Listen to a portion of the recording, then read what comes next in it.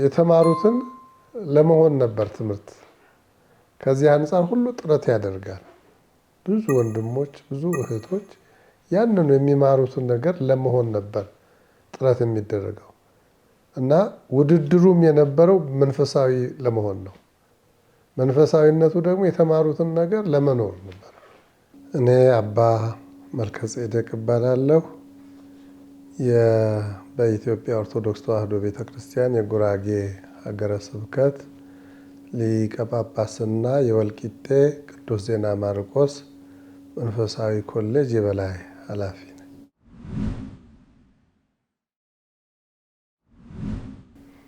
ወደ ሰንበት ትምህርት ቤት የገባሁት የስምንተኛ ክፍል ተማሪ ሆኜ ነው። ከዚያ በፊት ሰንበት ትምህርት ቤት እኔ ጨርሶም ስለ ሰንበት ትምህርት ቤት አላውቅም ነበር።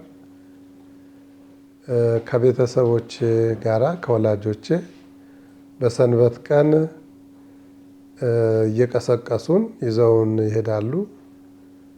አስቀድሰን እንመለስ ነበር። ከዚህ ያለፈ እውቀት አልነበረኝም።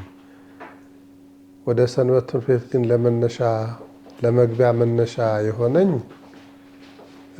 በሰፈራችን ከጓደኞቼ ጋራ ስንጫወት ሜዳ ላይ የቤተክርስቲያን አለቃ መሪጌታ የሆኑ አንድ መምህር ሲያልፉ ተመልክተውን ምን ትሰራላችሁ እዚህ ለምን ሰንበት ትምህርት ቤት አትገቡም ብለው አስቁመው ጠየቁን።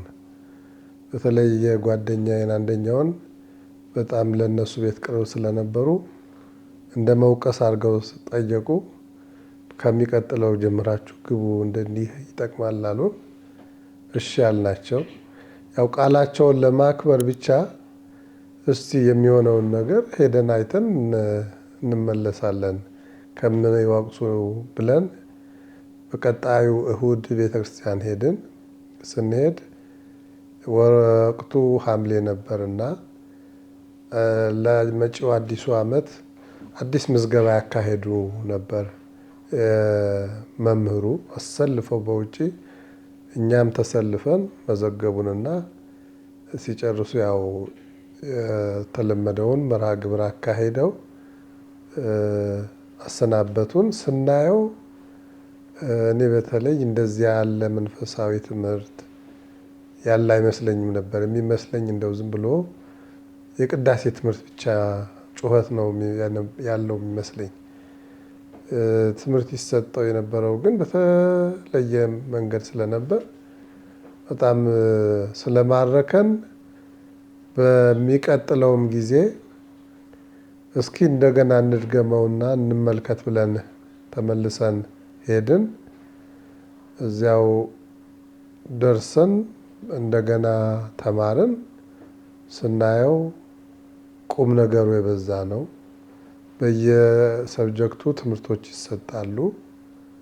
ጸሎት ይደረጋል፣ መዝሙር ይደረጋል። የወጣቶቹ የመምህሩ አጠቃላይ ሁኔታ ስናይ በዓለም ካሉ ወጣቶች ለየት ያለ መንፈስ ስናይባቸው ነገሩ ማረከን። በሚቀጥለውም ደገምን። እንዲህ እያለን እኛ አይተን ለመመለስ ነበር። እዚያው አባል ሆነን ቀረን። በዚያው እየተማርን እየቀጠልን ማለት ነው እና ከዚህ በኋላ ማለት ነው ሰንበት ትምህርት ቤት ውስጥ ከመማርም አልፈን በሰንበት ትምህርት ቤት ውስጥ አገልግሎት መስጠትም ጀመርን። የተለያዩ ኮሚቴዎች አሉ። የመዝሙር ኮሚቴ፣ የስነ ጽሁፍ ኮሚቴ፣ የልማት ኮሚቴ የተለያየ አለ። በዛን ጊዜ በእኛ ዘመን እኔ ምክትል ሊቀመንበር አድርገውኝ በዚያ የተወሰነ ጊዜ አገልግሎት ሰጥቻለሁኝ። እንዲህ እየሰጠን ቀጠልን። በሰንበት ትምህርት ቤት በምክትል ሊቀመንበርነት በጸሐፊነትም አገልግያለሁ።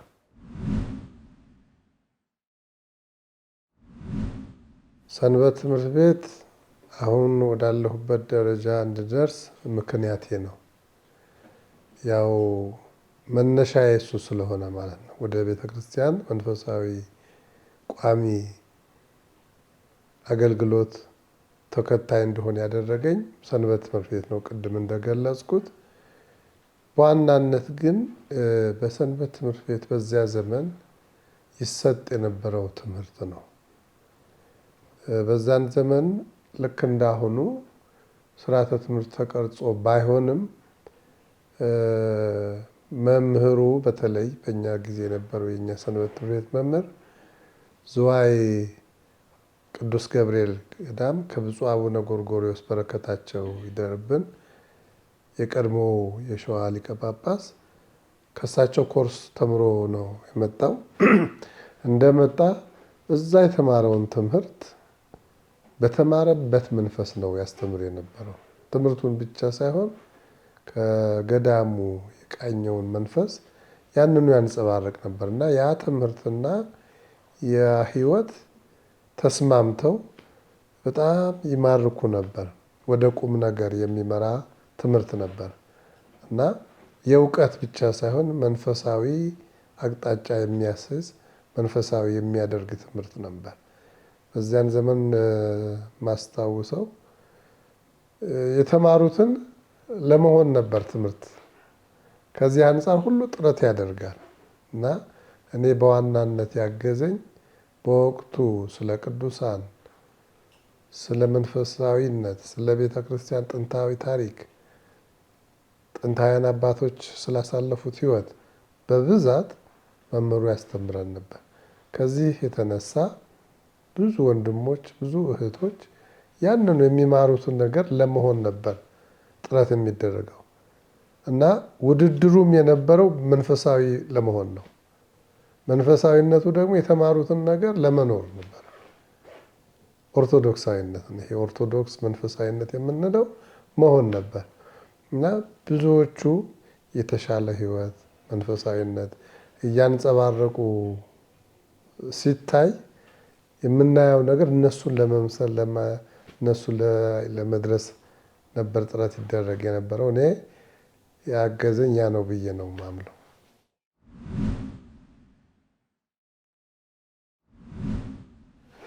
አገልግሎት በእኛ ጊዜ እጅግ በጣም ጥሩ ነበር። እኔ የማስታውሰው በሰንበት ትምህርት ቤትም በቤተ ክርስቲያንም ጭምር ነው አገልግሎት፣ እንዲሁም በማህበራዊ ኑሮም ጭምር አገልግሎት ነበረ። በሰንበት ትምህርት ቤት የነበረው አገልግሎት ያው ከመማር ከማወቅ ባሻገር በሰንበት ትምህርት ቤት ውስጥ የተለያዩ የስራ ክፍሎች፣ የአገልግሎት ክፍሎች አሉ። እዚያ ውስጥ በሚመደቡበት ጊዜ ማገልገል ነው። ያ የሚሰጠው ደግሞ ጥቅም አለ። አገልጋይ መሆን ከተማሪነት ወጣ ያደርጋል። አገልጋይነት ኃላፊነትም ጭምር ስላለው ማለት ነው። ሌሎችን ከኋላ ማስከተልም ስለሆነ የበለጠ ትኩረት ስለሚሻ በራሱ አገልጋይ መሆን ጥቅም አለው እና በሰንበት ቤት በተለያየ ክፍላት አገልግለናል።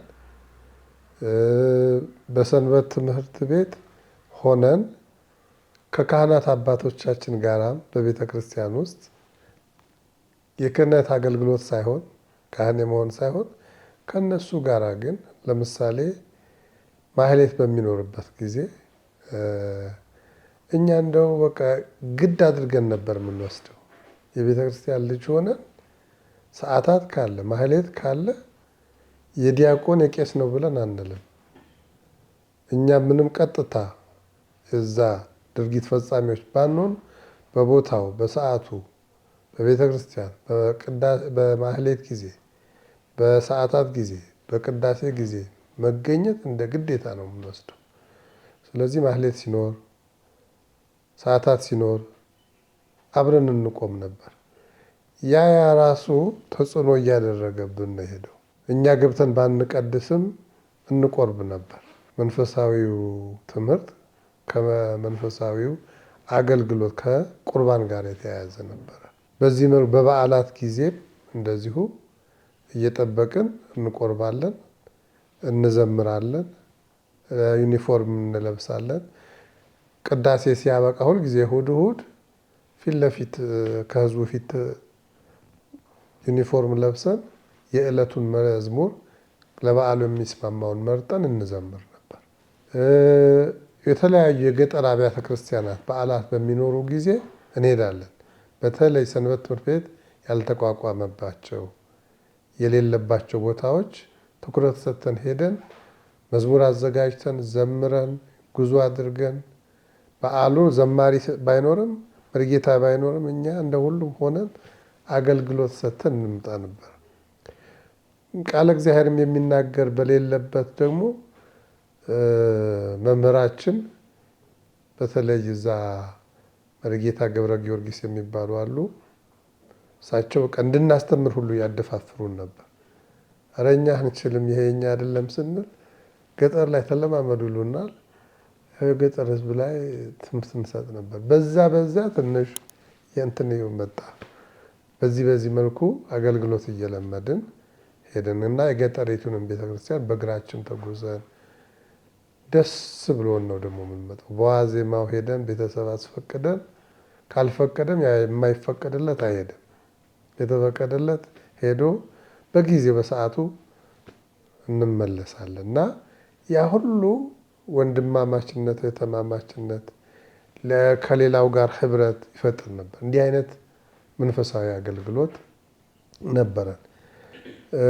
ከሌሎች ጎረቤት ከኛ አቻ የሆኑ ሰንበት ትምህርት ቤቶችም እነሱም ይመጣሉ፣ እኛም እንሄዳለን። ያ ራሱ ልክ እንደ ካህናት አገልግሎት ነበር በዛን ጊዜ የሚታየው። የሚያገለግሉንም ደግሞ ነበሩ በሰንበት ትምህርት ቤት እነ ሊቀ መዘምራን ኪነ ጥበብ እየመጡ ይዘምራሉ። እነ ኃይለ ጊዮርጊስ ዳኜ፣ እነ መጋቢያ ይላፍ መክበብ አጥናፉ የሚባሉ ትላልቅ ከቤተ ክህነትም እየመጡ ትምህርት ይሰጡናል፣ መዝሙር ይዘምሩልን ነበር። እነ ፋንቱ ወልዴ እየመጡ ይዘምራሉ እና በዚያ የዛን ጊዜ መዝሙሩም ትምህርቱም በእውነት የሰውን መንፈስ የሚገዛ ነበር። ሰውን ወደ መንፈሳዊ አቅጣጫ የሚከት ነበር። ዝማሬውም ትምህርቱም መማር መዘመር ለመሆን ነበር ጥረት የሚደረገው እና በዚህ መልኩ አገልግሎት እንሰጥ ነበር። እንደ ኮሚቴ ሆነን በሰበካ ጉባኤ ሰንበት ትምህርት ቤት ተወካይ ሆኜም እኔ አገልግያለሁ።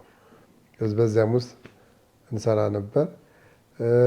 እንደዚሁ ሰዓት መድበን በሰንበት ትምህርት ቤት የጓሮ አትክልትን እንተክል ነበር። ያንን ጥቅል ጎመን፣ ሽንኩርት፣ የተለያዩ ሰበካ ጉባኤ በሰጠን መሬት ላይ ያንን አምርተን መልሰን ወደ ሰበካ ጉባኤው እናስገባዋለን። ሰበካ ጉባኤ ለእኛ ለሚያስፈልገን ነገር መልሶ ወጪ ያደርግልን ነበር። በዚህ መልኩ እናገለግል ነበር። የካህናትን ልብሰ ተክህኖችን እናጥባለን። እንደዚህ የመሳሰሉት በማህበራዊ ደግሞ እንደዚህ ድሆችን በዛን ጊዜ ከቤተሰባችን አስተዋጽኦ ከእያንዳንዳችን ቤተሰብ እያመጣን ድሆችን እንመግብ ነበረ። ትዝ ይለኛል በአንድ ወቅት እንዲያውም አንድ ከሌላ ሀገር የመጡ እናት ናቸው። በጣም ጨሌዎችን አብዝተው ይዘው ሰውነታቸው ሁሉ ከሰብ እና ውጭ የወጣ እናት እዛ አንድ መቃብር ቤት አይተን እሳቸውን በዛ ዘመን በቃ እኛ እንደው እንደ ትልቅ ሐዋርያ ኖረ ስራ ብለን የምንለው እሳቸውን ማሳመን አለብን፣ ጨሌውን ማስጣል አለብን ብለን እሳቸውን ከቤታችን ከእያንዳንዳችን የተለያየ ነገር እያመጣን እየመገብን ያንን ልብሳቸውን ሙሉ በሙሉ ለውጠን አያቀርብም ነበር ሽታው። አጥበን ሌላ ገዝተን ፀጉራቸውን ላጭተን አሳምነን ጨሌያቸውን ሁሉ አቃጥለን ከዚያ ሁሉ አቃጥለን እና የሰንበት ትምህርት ቤት የዛን ጊዜ እንግዲህ ትንንሽ አገልግሎቶች እነዚህ ነበሩ። እንደዚህ በመሳሰሉት አገልግሎት እንሰጥ ነበር። እኔ ያው ወልቂጤ ደብረ ጽዮን ነው አሁን ያለሁበት ሀገረ ስብከት ማለት ነው።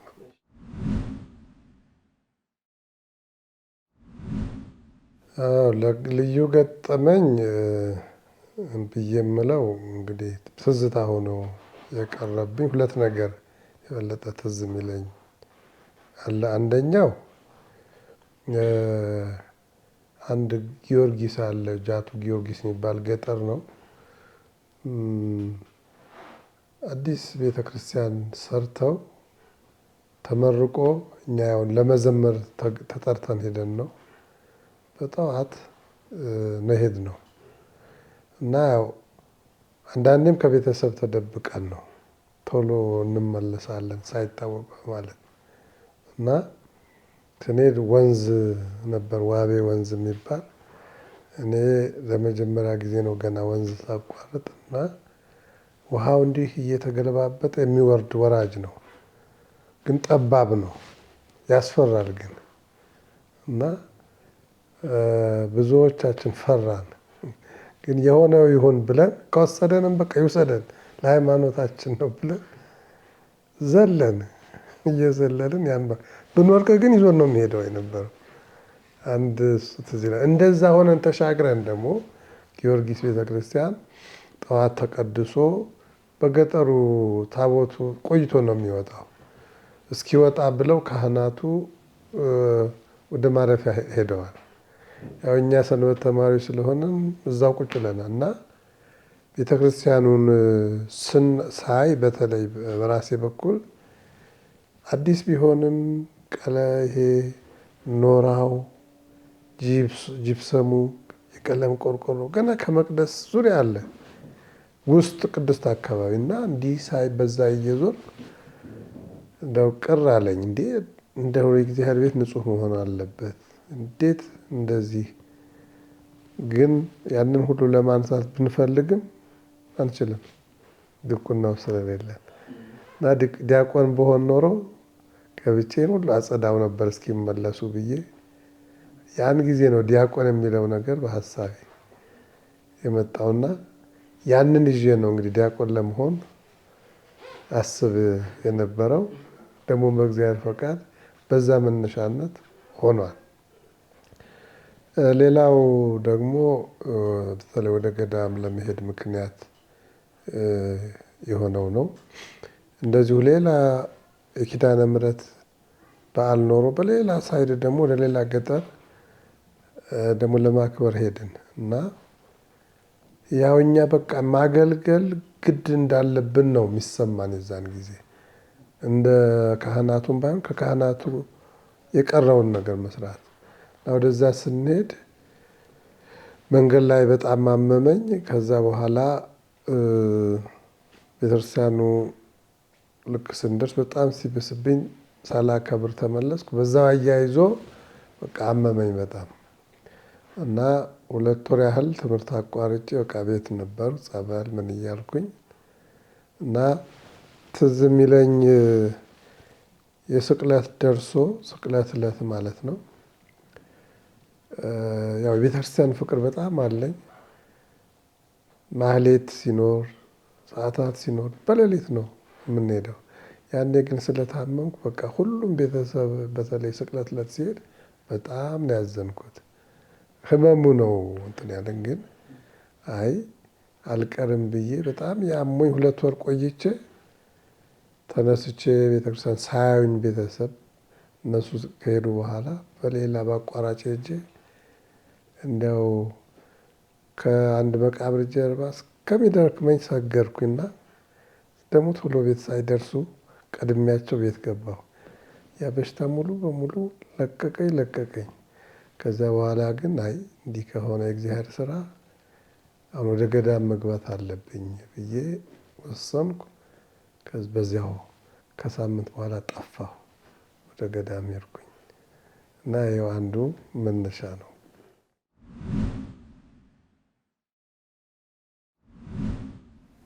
የዛን ጊዜ ፍጹም አንድነት አለ።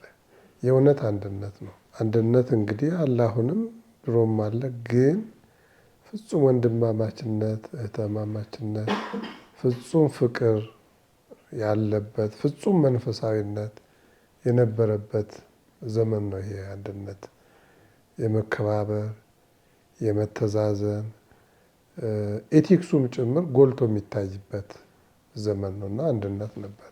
አዎ በተቋም ደረጃ በተለይ መምህራችን የሚያስተምረው ትምህርት ራሱም የሚኖረው ኑሮ ከትምህርቱ ጋር የተዋሃደ የተስማማ ስለሆነ ተማሪው ላይ ተጽዕኖ ያደርግበት ነበር እና ያንን እያየ በተለይ የሰንበት ትምህርት ቤት የአንድነት የፍቅር ህይወት ነበር ብዙዎችን እንደ ማግኔት አትራክት እያደረገ ይስብ የነበረው።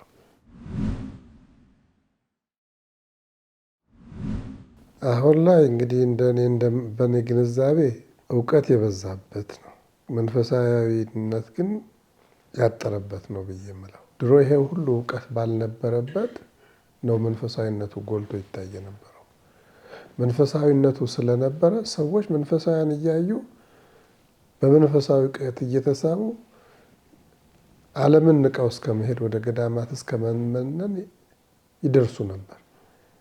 ትንሽ አመላካች እውቀት ካለ ከዛ የሚታይ ኑሮ ካለ ያንን አስተባብረው ብዙ ሰዎች ዓለምን እስከመተው ህይወታቸውን ሁሉ እስከመተው ይደርሱ ነበር።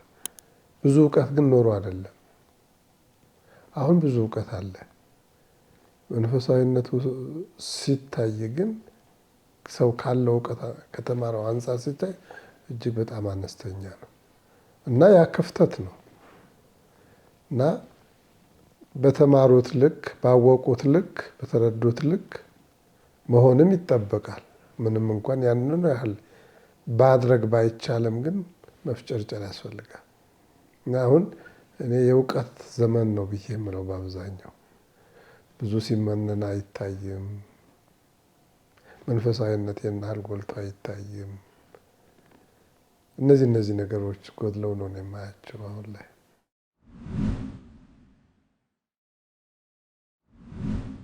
የሰንበት ትምህርት ቤት ያው ለቤተ ክርስቲያንማ ምን ጥያቄ ያለው ጠቀሜታው ከፍተኛ ነው። የሰንበት ትምህርት ቤት ማለት የቤተ ክርስቲያን የችግኝ ጣቢያ ማለት ነው። ችግኝ መጀመሪያ ዛፍ ከመተከሉ አንዳንድ ትልልቅ ዛፎች አሉ ፍሬ የሚያፈሩ ችግኝ ሆነው ነው አይደል በችግኝ ጣቢያ የሚፈሉት። እዛው አይቀሩም።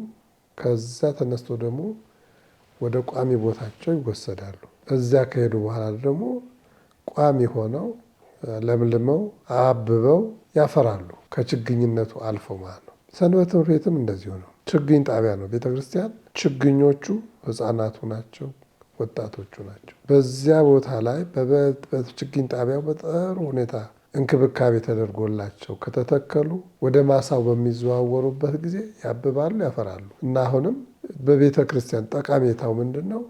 ተተኪ ትውልድ ለመፍጠር ነው። ምእመናን መንፈሳውያን በምእመናን፣ ዲያቆናት ከሰንበት ትምህርት ቤት መውጣት አለባቸው። ቀሳውስት ከሰንበት ትምህርት ቤት መውጣት አለባቸው። መነኮሳት ከሰንበት ትምህርት ቤት፣ እነዚያው ደግሞ ጳጳሳት ፓትርያርክ እስከመሆን ድረስ የሚደርሱ። የግብፅ ቤተ ክርስቲያንን ስንመለከት እንደነ አቡነ ሺኖዳ ያሉት ከሰንበት ትምህርት ቤት ነው የወጡት። እንደነ ቅዱስ አትናቴዎስ ያሉት ከጨዋታ ሜዳ ነው የተጠሩት። ከወጣትነት ወጣቶች በአግባቡ ራሳቸውም ከያዙ ቤተክርስቲያንም ከያዘቻቸው የነገ የቤተክርስቲያን ተተኪ አገልጋዮች እንደገና ሀገርን የሚረከቡ ገንቢዎች፣ ጥሩ ዜጎች ይወጣሉ እና ቤተክርስቲያን የሥነ ምግባር መማሪያ ቦታ ስለሆነች ጥሩ ሰብዕና ያለውን ሰው ለሀገር ለመቅረጽ ጥሩ መንፈሳዊ አገልጋይ ለማውጣት ሰንበት ትምህርት ቤት የራሱ የሆነ ትልቅ አስተዋጽኦ አለው። ስለዚህ ሰንበት ትምህርት ቤት ጠቀሜታው ብዙ ስለሆነ ወጣቶቹ ሲማሩ በዓላማ መሆን አለበት። እንደው የልጅነት ጊዜያቸውን ለማሳለፍ የወጣትነት ጊዜያቸው እስኪያልፍ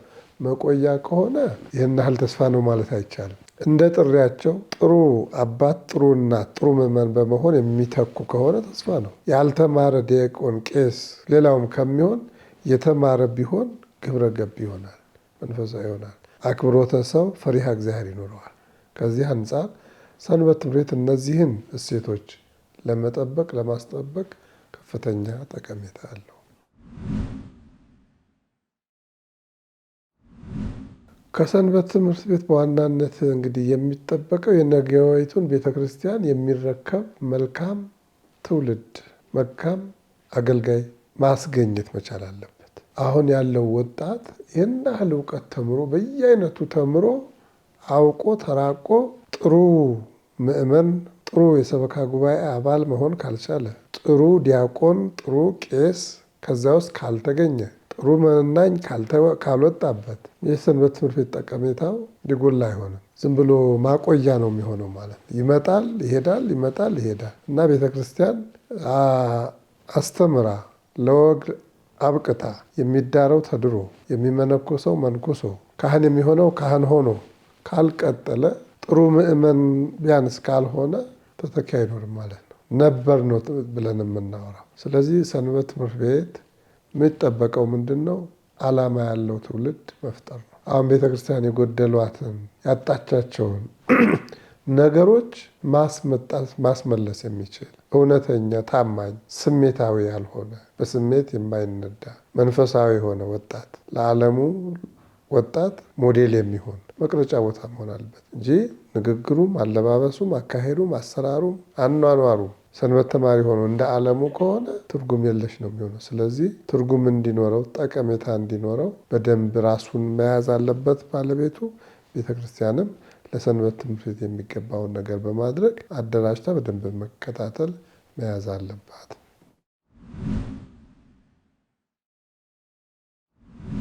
ያው እንግዲህ አሁን ያለው ትውልድ ወጣት ትውልድ የሰንበት ትምህርት ቤት ተማሪ ማሰብ ያለበት እስከ ሞት ድረስ ያለውን የህይወት ጉዞ ሆኖ የወዲያኛውን ዓለም በአይነ ልቦናው እየተመለከተ ለመንግስተ ሰማይ ዝግጁ መሆን አለበት። የሚማረውም የሚመላለሰውም ለአንድ ወቅት፣ ለአንድ ጊዜ፣ ለአንድ ጉዳይ ብቻ እንዳይሆንና ቤተክርስቲያኒቱን ነገ ተረክቦ ሃይማኖትን አስቀጥሎ ስነ ምግባር ተላብሶ ለቀጣዩ ትውልድ ደግሞ አሻራውን ጥሎ አርአያ ሆኖ ማለፍ ግዴታ ነው። ስለዚህ ወጣቶች ሁሉ ባላቸው ጊዜ ዘመናዊ ትምህርታቸውንም በአግባቡ ጠንክረው በርትተው ድህነትን ለማስወገድ ስራ ፈጣሪ ለመሆን፣ ሸክም ላለመሆን፣ ድሃ ላለመሆን፣ እነዚህ ሁሉ ሲመጡ ደግሞ ሰብዕናው የተበላሸ ትውልድ እንዳይፈጠር ሰንበት ተማሪዎች ዛሬ ላይ በርትተው መማር፣ ከጨዋታም ከቀልዱም ከፌዙም ቀንሰው ለቁም ነገር ማድላት ይጠበቅባቸዋል። ረጅም ጉዞ ስለሆነ የሚጠብቃቸው ነገ ያው ሲደርሱ እነሱም ወጣትነታቸው ያልፋል እና አሁን ባላቸው ጊዜ ጭምቶች፣ አስተዋዮች ሆነው ስራ ፈጣሪዎች፣ ስራ ወዳዶች፣ ስራ የማይንቁ፣ ክፉን ነገር የሚጸየፉ፣ ከክፉ ነገር የማይተባበሩ፣ ከአመፅ የራቁ፣ ከሽንገላ የራቁ እውነተኛ ሰዎች መሆን አለባቸው ወጣቶች እና የወቅቱም የዘመኑ ማዕበል ደግሞ እንዳይወስዳቸው ምንም እንኳን በዘመኑ ያሉ ዘመናውያን ቢሆኑም ዓለሙን ባልሆነ መንገድ እንዳይመስሉ ጥንቃቄ በማድረግ የሚማሩትን ትምህርት ወደ ህይወት ለመተግበር በህይወት ለመኖር ጥረት ማድረግ አለባቸው። ይህ ከሆነ አገርም ይባረካል፣ ቤተክርስቲያንም ሰው ታፈራለች ማለት፣ የእግዚአብሔር መንግስትም ይሰበካል። ለወጣቶች ያለኝ ሀሳብ ይሄ ነው። በትክክል ልጆቻቸውን ወደ ሰንበት ትምህርት ቤት መላክ አለባቸው። ያሉትን ልጆቻቸው ሁሉ ሰንበት ትምህርት ቤት መላክ አለባቸው። በቀድሞ ጊዜ ሰንበት ትምህርት ቤት ሲባል ቁም ነገር የማይሰራበት የጨዋታ የፌዝ የቀልድ አድርገው ይወስዱ ነበር ወላጆች። ከዚህ የተነሳ አያጠናም፣ ይሰንፋል፣ ይቦዝናል፣ እንደው ከቄስ ጋር ሄዶ እያሉ ሙያውን የቄስ ሙያን ቀላል አድርገው የሚመለከቱ ነበር። ይሄ ያለማወቅ ያለመረዳት ነው። ይህንን ወላጆች አስወግደው ሰንበት ተማሪ እኮ መሆን ማለት አዋቂ መሆን ማለት፣ ምሁር መሆን፣ ሊቅ መሆን ማለት። ሰንበት ተማሪ እኮ መሆን ማለት በመንፈሳዊነት የተቃኘ መንፈሳዊ መሆን ማለት፣ ተመራማሪ ሰው ማለት ነው። ተራ ሰው አይደለም ሰንበት ተማሪ፣ በእውቀት ስለሚገነባ። ወላጆች ይህን መረዳት፣ ይሄን እንዲረዱ ግን ልጆች ምስክሮች መሆን አለባቸው። ወላጆች እንዲያምኑ እንዲቀበሉ። አሁን ብዙ ሰንበት ትምህርት ቤት አካባቢ የማይሆኑ ነገሮች ከታዩ ወላጆች ይኸው ይላሉ። ያ እንግዲህ አሰናካይ ነገር ነው የሚሆነው። አንደኛ እንዲህ መሰናከል እንዳይኖር ሰንበት ተማሪዎች ጥንቃቄ ማድረግ አለባቸው። ወላጆች ደግሞ ቁም ነገረኞችን እያዩ የቁም ነገር ቦታ መሆኑን አውቀው በተለይ አሁን ከአንደኛ እስከ 12ኛ ስርዓተ ትምህርት ተቀርጾ መምህር ተመድቦ ስለ ሁሉም ነገር ትምህርት በሚሰጥበት ጊዜ ቀልድ አለመሆኑ ሊረዱ ይገባል። ለዘመናዊ ትምህርታቸው እንዲሁም በጣም አጋዥ ነው። ከሳቴ ብርሃን ነው መንፈሳዊ ትምህርት። መንፈሳዊ ትምህርት የሚማሩ ሰዎች ብዙ ጊዜ ሲስተዋል በጣም ጎበዞች ናቸው። አሁን በገዳማት አካባቢ ያሉ ህፃናት፣ ወጣቶች ዘመናዊ ትምህርት ቤት ሲገቡ እዛ ተምረው በቃ ባሉበት ሁሉ ናቸው እነሱ አንደኛ የሚወጡት። ብዙ ቦታ ላይ ዝዋይን መጥቀስ ይቻላል፣ ምሁር መጥቀስ ይቻላል። ትልልቅ ዶክተሮች፣ ኢንጂነሮች ሀገር የሚመሩ ሁሉ ከዛ እነዚህ ሁለቱንም የያዙት በቤተክርስቲያኑም እውቀት አላቸው፣ በዓለማዊ በቤተክርስቲያንንም ማገልገል ይችላሉ፣ ማህበረሰቡንም ማገልገል ይችላሉ። ስለዚህ ይሄ እንዲሆን ይሄን ወላጆች ተረድተው ልጆቻቸውን መላክ፣ የሚያስፈልጋቸውን ነገር እንዲያውም ማሟላት፣ መርዳት፣ ምን እንደተማሩ፣ የት እንደዋሉ፣ ምን እንደተጠቀሙ ሲመጡ መጠየቅ፣ ወላጆችም ይጠበቅባቸዋልና ወላጆች እንዲሁም ለልጆች የመጀመሪያ ትምህርት ቤት ስለሚባሉ በዚህ መልኩ አስበው መስራት አለባቸው። እግዚአብሔር ሁላችንንም ይባርከን። ወላጆች ልጆቻችሁን ወደ ቤተ ክርስቲያን ላኩ። ልጆች ለወላጆቻችሁ ታዘዙ፣ ለፈጣሪያችሁ ተገዙ፣ ሀገራችሁን ውደዱ፣ ሰውን አክብሩ፣ ክፉና ደጉን ተመራምራችሁ ለዩ፣ ክፉን ተዉ፣ መልካሙን ያዙ። ይሄ ከሆነ አገርም ቤተክርስቲያንም የተባረከ ሕዝብ ይኖራቸዋል ማለት ነው። እግዚአብሔር ሁላችንንም ይባርከን።